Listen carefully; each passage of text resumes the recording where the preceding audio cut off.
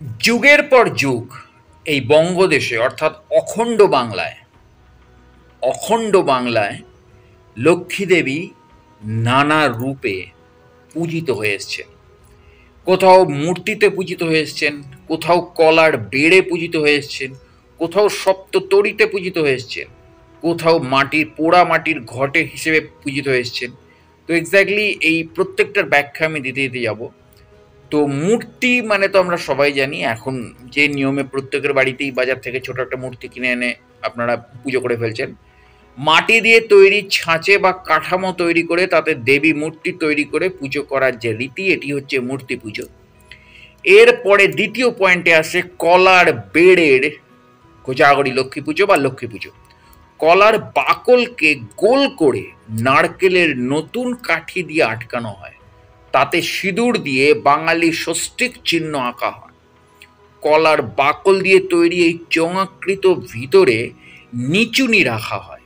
কাঠের আসনের ওপরে লক্ষ্মীর পা অঙ্কিত আলপনার ওপরে ৯টি চোঙা রাখা হয়।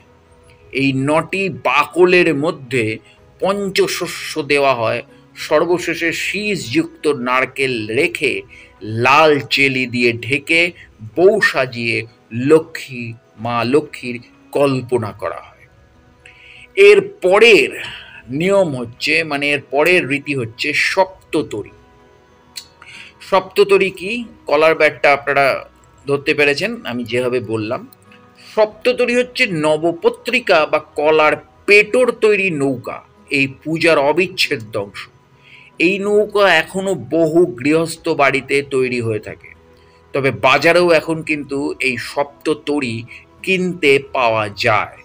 কলার পেটো, একে কলার পেটো বলে, একে আবার সপ্ততরীও বলা হয়।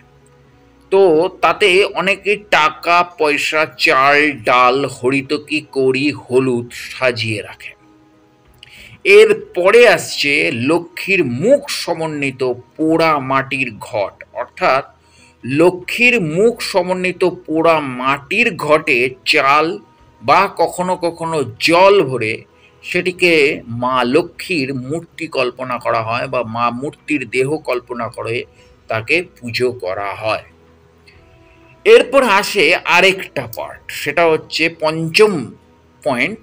অনেক বাড়িতে পূর্ববঙ্গীয় রীতি মেনে সরার পটচিত্রে পুজো করা হয়। পূর্ববঙ্গীয় মানে কি? আমি প্রথমেই বললাম অখণ্ড বাংলার রীতি, তারপরে তো স্বাধীনতার সময় দেশ ভাগ হয়ে যায়, ইভেন নোয়াখালী দাঙ্গাই কোজাগরী লক্ষ্মী পুজোর দিনকেই। তো সেটা নিয়ে পরে আলোচনা করছি। তো এক্স্যাক্টলি সরাতে মানে সেই পূর্ববঙ্গের রীতি এই বঙ্গে মানে পশ্চিমবঙ্গে প্রথম দিকে ছিল না, পরে আস্তে আস্তে সেখানকার মানুষরা যখন এখানে এসছে তারা ছড়িয়ে দিয়েছে এবং এখানকার মানুষও সেটাকে অ্যাডপ্ট করে নিয়েছে। তো সেই জায়গা থেকে দাঁড়িয়ে অনেক বাড়িতে পূর্ববঙ্গীয় রীতি মেনে সরার পটচিত্রে পুজো করা হয়। এই সরাতে লক্ষ্মী, জয়া বিজয়া সহ কয়েকটি বিশেষ পুতুলকে চিত্রায়িত করা হয়।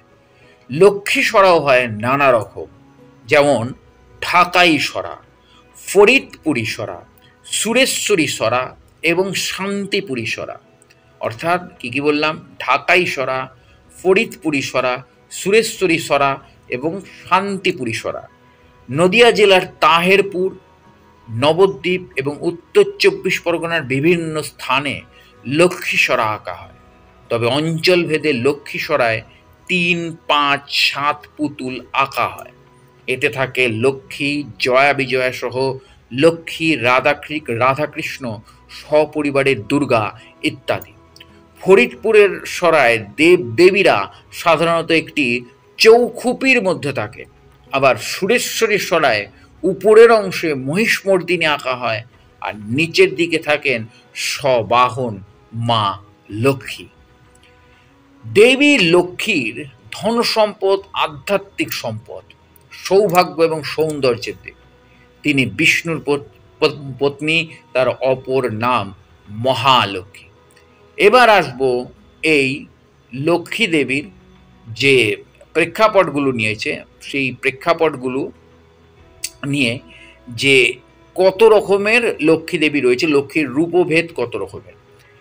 সম্পদের ৮ উৎস তথা লক্ষ্মী দেবীর শক্তির প্রতীক অর্থাৎ অষ্টলক্ষ্মী, লক্ষ্মীর অপ্রধান রূপভেদ।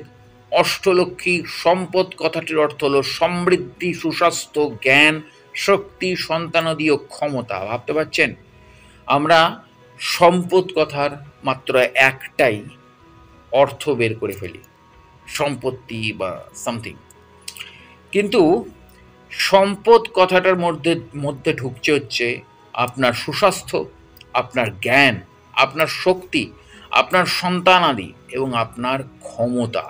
ক্ষমতা মানে যে রাজনৈতিক ক্ষমতা এমন ব্যাপার নয়, কিন্তু ক্ষমতা কিন্তু ওই আপনার মনের ভেতরের বুকের পাওয়ার, সেই ক্ষমতার কথা বলা হচ্ছে।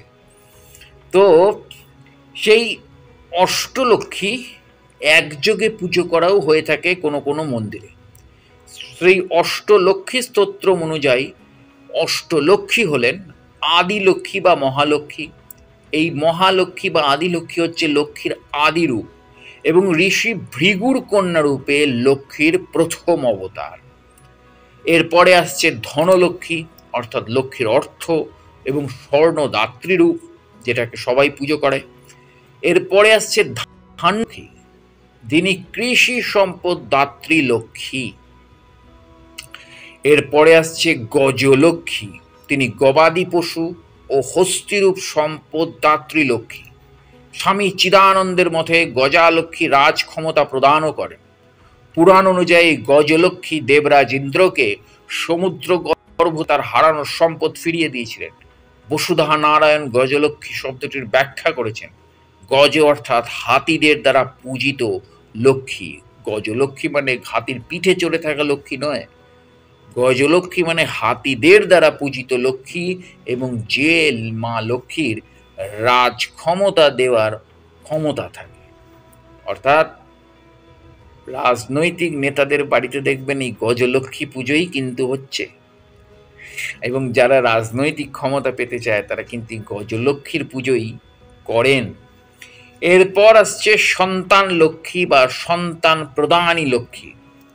তারপরে আসছে বীর লক্ষ্মী বা ধৈর্য লক্ষ্মী, অর্থাৎ যুদ্ধক্ষেত্রে বীরত্ব এবং জীবনের কঠিন সময়ে সাহস প্রদানকারী মাতা লক্ষ্মী। এরপরে আসছে মানে এই যে বীর লক্ষ্মী বা ধৈর্য লক্ষ্মী, এটা কিন্তু সৈনিকদের বাড়িতে বা মানে আর্মি, এদের মধ্যে একটা পুজোর প্রচলন আমরা দেখতে পাই। এরপরে আসছে বিজয় লক্ষ্মী বা জয় লক্ষ্মী। বিজয় প্রদানকারিণী লক্ষ্মী কেবলমাত্র যুদ্ধক্ষেত্রেই নয়, বরং জীবনের কঠিন যুদ্ধক্ষেত্র বা কঠিন সময়ে বাধা বিপত্তি জয় করতেও সাফল্য অর্জনের ক্ষেত্রে বিজয় লক্ষ্মী বা জয় লক্ষ্মী বিজয় প্রদান করে। এরপর আসছে বিদ্যালক্ষ্মী, যিনি কলা ও বিজ্ঞানের জ্ঞান প্রদানকারিণী লক্ষ্মী। কারণ বাণিজ্য তো তার কন্ট্রোলেই, তাই বাণিজ্য নিয়ে আলাদা করে বলা হলো না, কিন্তু সেই কারণে সায়েন্স, কমার্স, আর্টস 3 ডিপার্টমেন্টকেই তিনি কিন্তু মানে এই বিদ্যালক্ষ্মী কিন্তু ডমিনেট করে। তো এক্স্যাক্টলি কোনো কোনো অষ্টলক্ষ্মী তালিকায় আবার লক্ষ্মীর অন্যান্য আরও কয়েকটি রূপ এক্সট্রা অন্তর্ভুক্ত করা হয়, যেমন ঐশ্বর্য লক্ষ্মী অর্থাৎ ঐশ্বর্য প্রদান দাত্রী লক্ষ্মী। নেক্সট হচ্ছে সৌভাগ্য লক্ষ্মী, যিনি সম্পূর্ণ সৌভাগ্য প্রদানকারিণী হয়। আরেক হচ্ছেন রাজলক্ষ্মী, যিনি শাসককে আশীর্বাদ করেন। এটাও কিন্তু সেই রাজনৈতিক নেতা নেত্রীদের পূজিত একজন লক্ষ্মী, যাকে বলা হয় রাজ্যলক্ষ্মী। এবং এই রাজ্যলক্ষ্মী থেকে বিভিন্ন অঞ্চলে রাজলক্ষ্মী নামের অনেক বালিকা বিদ্যালয় আমরা দেখতে পাই, আমাদের অঞ্চলেও আছে। এরপর হচ্ছে বরলক্ষ্মী, অর্থাৎ যে দেবী সুন্দর বর প্রদান করে থাকেন তাকে বলা হয় বরলক্ষ্মী। তো এইবারে আমি অন্য লক্ষ্মী পুজোর অন্যান্য সেগমেন্ট নিয়ে আসছি। তো ভিডিওটা লম্বা হয়ে যাবে, পরের ভিডিওতে আসছি। জুড়ে থাকুন আমার চ্যানেল এবং পেজের সাথে। দেখা হচ্ছে পরের ভিডিওতে। নমস্কার।